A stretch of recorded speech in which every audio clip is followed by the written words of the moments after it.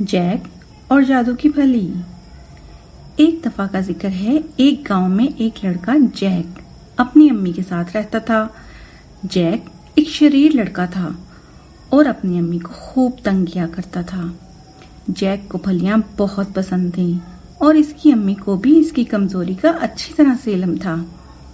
जब भी इन्हें जैक से कोई काम करवाना होता, वो इसे फलियां खिलाने का लालच देती और इससे काम करा लेती।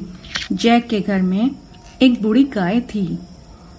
वो अब कम दूध देती थी और चारा ज्यादा खाती थी। एक दिन जैक की माँ ने कहा कि वो गाय लेकर बाजार जाए और इसे कसाई के पास फरोख्त कर दे। जैक ने खुशी खुशी गाय की रस्सी थामी और बाजार ले जाकर कसाई के हाथ फरोख्त कर दी। कसाई ने गाय के पैसे इसे दिए और समझाया कि वो सीधा घर जाए और किसी को पैसों के बारे में ना बताए। जैक ने सर हिलाया और घर की तरफ चल पड़ा। वो एक बड़े जंगल में से गुजर रहा था कि इसे एक शख्स दरख्त के नीचे बैठा दिखाई दिया। वो हुलिये से इसे कोई फकीर लगता था। इसने जैक को देखकर आवाज लगाई और इसे रुकने के लिए कहा, लेकिन जैक ने तवज्जो न दी। इस पर इस शख्स ने कहा, अगर तुम मुझे 1 पाउंड दो तो मैं तुम्हें फलियों के बीज दूंगा और तुम घर में फलियां उगा सकोगे। फलियों का नाम सुनकर जैक के मुंह में पानी आ गया। इसने जल्दी से गाय की कीमत में से 1 पाउंड निकालकर इस आदमी के हाथ पर रखा। आदमी ने 5 बीज जैक को थमा दिए। बीज लेकर जैक चल पड़ा। वो बहुत खुश था। अब इसे घर बैठे ही ढेर सारी फलियां मिल जाया करेंगी। घर पहुंचकर जब इसने अपनी अम्मी को पैसे दिए तो इनमें से 1 पाउंड कम था। अम्मी के पूछने पर जैक ने इन्हें बीजों के बारे में बताया। अम्मी ने इसे खूब डांटा कि सिर्फ 5 बीजों के लिए पूरा 1 पाउंड खर्च करने की क्या जरूरत थी। जैक सर झुकाए इनकी डांट सुनता रहा। थोड़ी देर बाद इसके दोस्त आ गए। जैक ने इन्हें बीजों के बारे में बताया। उन्होंने मशवरा दिया कि इन्हें फौरन जमीन में बोकर पानी देना शुरू कर दिया जाए ताकि ये जल्दी से उग जाएं।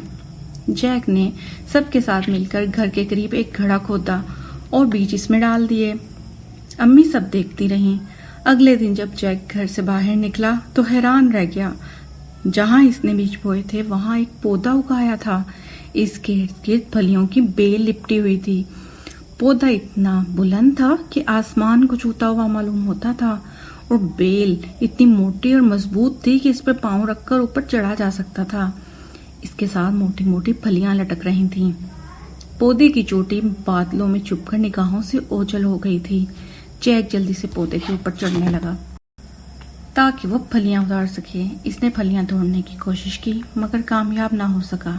इतने में इसकी अम्मी घर से निकल आई। जब उन्होंने जैक को इस अजीबो गरीब पौधे पर चढ़ते देखा तो खौफजदा हो गई और चिल्ला चिल्लाकर इसे नीचे उतरने को कहने लगी। जैक के दिल में एक अजीब सा ख्याल आया और तेजी से बेल पर पैर जमाता हुआ पौधे पर चढ़ने लगा। देखते ही देखते वो बादलों में घुसकर अपनी अम्मी की निगाहों से गायब हो गया। जब जैक बादलों के ऊपर पहुंचा तो ये देखकर हैरान रह गया कि यहाँ पर एक बड़ा सा मकान बना हुआ है और इसकी खिड़की खुली हुई है। जैक ने खिड़की के अंदर झांका तो वो डर गया। वहां एक दियो अपनी दियोनी के साथ बैठा खाना खा रहा था। इसके करीब एक सफेद मुर्गी बैठी थी। दियो ने मुर्गी उठाई और उसके नीचे से एक सुनहरा अंडा निकाला और अपनी बीवी से कहा, लो आज फिर हमारी मुर्गी ने सोने का अंडा दिया है। इसकी बीवी अंडा देखकर बहुत खुश हुई। दियो ने मुर्गी को पिंजरे में कैद किया और काम में लग गया। जैक सारा दिन इंतजार करता रहा। जब शाम हुई तो दियो खिड़की के करीब पड़े बिस्तर पर लेटकर खर्राटे बढ़ने लगा। इसके सोते ही जैक अंदर दाखिल हुआ, पिंजरे से मुर्गी निकाली और वापस बाहर आ गया। बेल के सहारे नीचे उतरने लगा।